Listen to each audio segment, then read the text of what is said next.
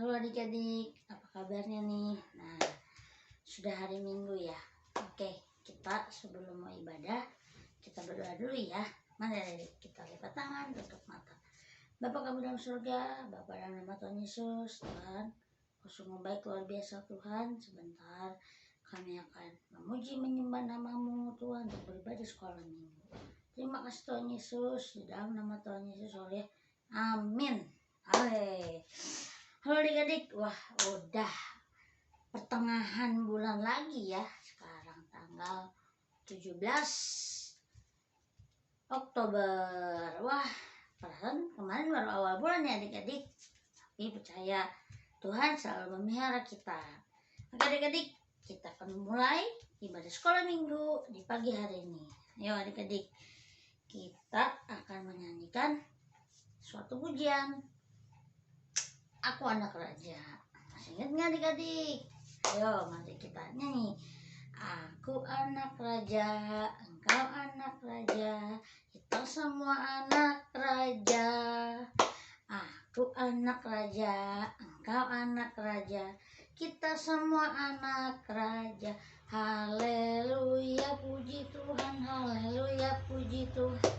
Haleluya, puji Tuhan, haleluya, haleluya, puji Tuhan, haleluya, Tuhan, haleluya, puji Tuhan, haleluya. Nah, kita lanjut lagunya. Lagunya yaitu Oh hari ini, nah, harinya Tuhan. Nah ya, hari ini harinya Tuhan, harinya Tuhan. Mari kita bersukaria, bersukaria. Hari ini harinya Tuhan, mari kita bersukaria. Hari ini harinya Tuhan. Lalu kita lagi pujian, apa lagi ya? Hari ini ku rasa bahagia. Hari ini hari yang telah dijadikan Tuhan. Mari kita bersuka dalam Tuhan. Bersuka dalam Tuhan.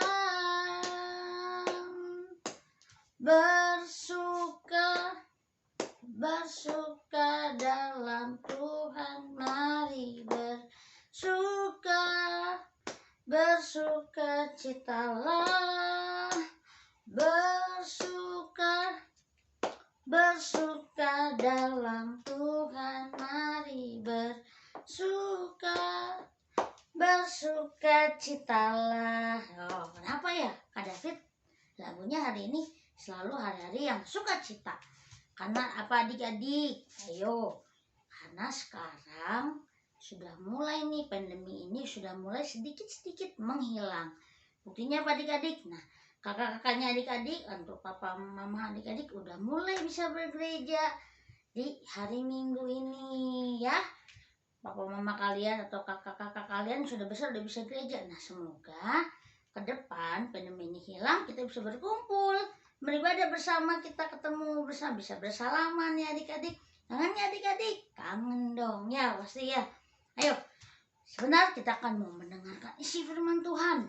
Wah, ayo lipat-lipat tangan adik-adik ya. Kita mau serius nih mendengarkan isi firman Tuhan. Ayo adik-adik. Bapa kami dalam surga, Bapa dalam nama Tuhan Yesus, sebentar kami akan mendengarkan isi firman-Mu. Berkati Tuhan kami yang akan mendengar isi firman-Mu Tuhan, biar firman Engkau masuk ke dalam hati pikiran kami. Kami menjadi anak-anak yang baik. Terima kasih Tuhan Yesus, dalam nama Tuhan Yesus, haleluya, amin. Tepuk tangan dulu buat Tuhan Yesus.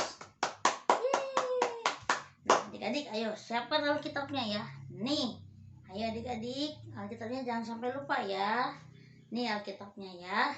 Ayo adik-adik, semuanya Alkitabnya dipegang dulu nih. Ayo diangkat dulu Alkitabnya. Kak, ini Kak, gitu ya. Nih Alkitabnya. Kita mau menceritakan tentang salah satu orang yang berpengaruh di Mesir.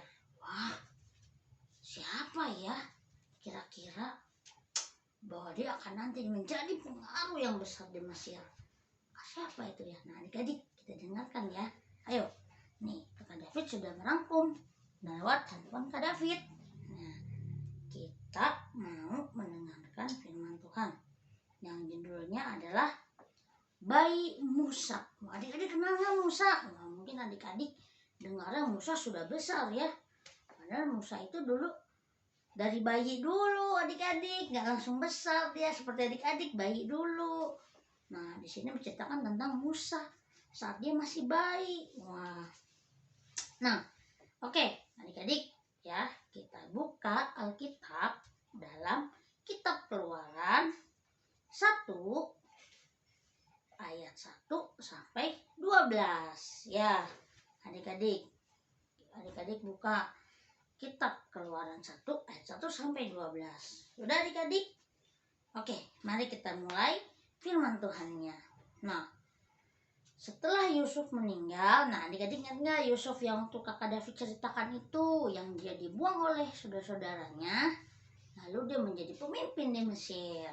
Nah, lalu ceritanya berlanjut ya adik-adik. Setelah Yusuf meninggal, orang Israel masih tinggal di tanah Mesir. Wah adik-adik, orang Israel itu banyak sekali, dia masih tinggal di Mesir. Mereka semakin banyak, bertambah banyak ya. Mungkin yang dulu udah punya anak, yang anaknya udah besar, lalu menikah, punya anak lagi, semakin banyak sekali rakyat Israel. Nah, Firaun adalah raja Mesir. Jadi tahu kan, Firaun adalah raja Mesir. Nah, dia menjadi takut jika nanti orang Israel menguasai tanah Mesir. Wah, mikir kan Firaun, aduh gimana ya nanti Israel, rakyat Israel semakin banyak ya, bagaimana caranya nanti takutnya saya malah digantikan oleh orang Israel lagi. Nah, lalu berpikir Firaun, bagaimana caranya? Lalu dia memanggil semua pasukan pasukan Firaun tuh, tentara, lalu Firaun memerintahkan untuk menangkap semua bayi laki-laki orang Israel. Wah, mengerikan ya adik-adik. Wah, adik-adik di sini siapa yang laki-laki? Ayo, wah bayangkan jika adik-adik lahir saat itu, adik-adik diambil sama tentara Mesir, dipisahkan dari ibunya adik-adik, dari mama. Wah, pasti sedih ya. Pasti adik juga nangis, dan juga mamahnya kalian juga, adik-adik juga pasti nangis karena dipisahkan. Nah, lalu diberilah pengumuman bahwa semua anak laki-laki di Israel yang masih kecil semuanya dibawa, ditangkap semuanya. Wah, mau diapain ya? Adik-adik sepertinya mau dipenjara gitu. Nah, kemudian apa yang terjadi adik-adik? Nah, seperti kata Kak David tadi. Nah, ibu orang Israel menjadi takut. Wah, aduh gimana anak aku nih masih kecil, anak saya masih kecil, mau diambil sama tentara. Wah, gimana ya? Wah, pada dia lari-larian kemana-mana. Nah, lalu ada salah satu namanya ibu Yokebed. Nah, menyembunyikan bayinya. Ayo adik-adik, siapa ya Yokebed? Ibu Yokebed ini ya.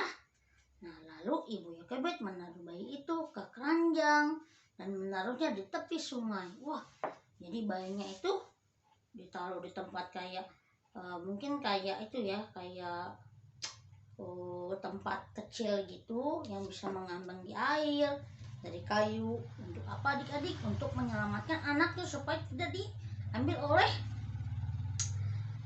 tentara Mesir.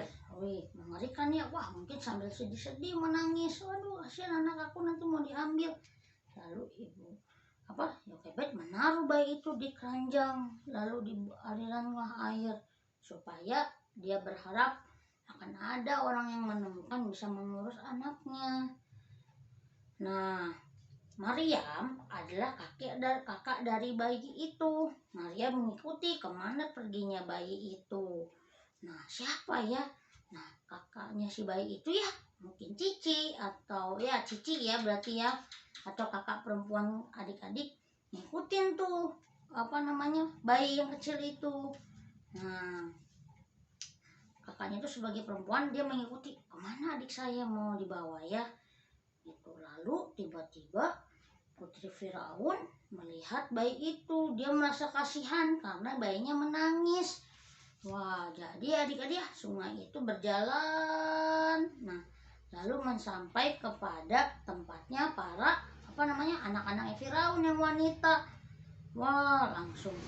Lalu Maryam tidak tinggal diam, dia langsung nyamperin setelah adiknya itu digendong, diambil dari sungai oleh anaknya Firaun. Nah, lalu Maryam mendekati Putri Firaun itu dan mengatakan, ada ibu yang mau merawatnya, kata Maryam itu. Wah, langsung kan, karena kan Putri Firaun kan juga dia bekerja juga kan, ya mungkin dia belum mengerti cara mengurus anak kecil. Nah, lalu Maryam memanggil ibu Yokebed itu. Nah, tapi Putri Firaun tidak tahu jika dia itu ibu bayi itu. Wah, adik-adik, jadi anaknya Firaun itu, putrinya Firaun itu tidak mengetahui bahwa yang dipanggil oleh Maryam itu, anak wanita itu, adalah ibunya si bayi itu. Nah, lalu Putri Firaun memberikan uang agar bayi itu dirawat oleh ibu Yokebed. Nah, waktu itu diambil lagi, akhirnya kan bahagia tuh ibunya Yokebed, akhirnya tidak jadi diambil oleh tentara Firaun. Kenapa adik-adik? Karena yang menemukannya adalah seorang putrinya Firaun. Nah, akhirnya bayi itu tidak ditangkap, bayi itu selamat. Lalu diurus sama ibunya sendiri, walaupun bahwa itu tetap ibunya berpikir bahwa ini sudah miliknya anaknya Firaun, putrinya Firaun. Nah, ketika bayi itu telah besar, ibu Yokebed menyerahkan kepada Putri Firaun. Wah, kalau ada seorang ibu pasti sedih ya, tanya deh mama kalian, karena kalian udah besar, terus kalian dititipin ke tetangga. Wah, pasti dalam hati sedih, pengennya adik-adik dibawa ngikut tuh. Tapi mau bagaimana lagi adik-adik ya, karena sudah seperti itu. Nah, lalu Putri Firaun memberi namanya, yaitu adalah Musa. Wow, adik-adik baru paham ya, siapa anak bayi yang kecil itu adalah Musa, yang artinya adalah ditarik dari air. Wah, luar biasa ya Tuhan Yesus ya. Jadi Tuhan Yesus bisa pakai anak Firaun itu, Putri Firaun itu, untuk bisa secara tidak langsung mengurus bayi Musa itu. Jadi akhirnya selamat, tidak ditangkap oleh pasukan Mesir. Walaupun ibunya Musa, ibu kandungnya Musa sangat sedih, tapi ibunya Musa sisi lain dia bersyukur karena anaknya tidak ditangkap oleh tentara Firaun. Wah, tuh luar biasa ya Tuhan Yesus ya adik-adik ya. Jadi Tuhan Yesus itu bisa menolong lewat siapapun, dan caranya bagaimanapun itu tidak ada yang bisa mengetahui, tapi semuanya adalah baik.